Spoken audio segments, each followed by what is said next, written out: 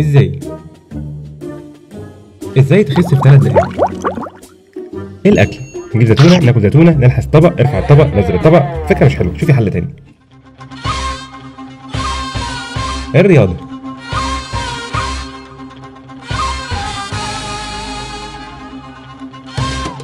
ولا اقول لك شوفي حاجه تانيه غير الرياضه. الوصفه السحريه للتخسيس: نعناع، ورق شجر، شجر ورق، شويه توم، وبصلايه.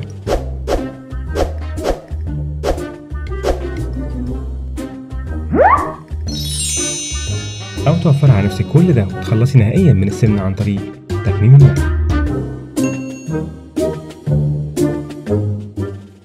Perfect Health.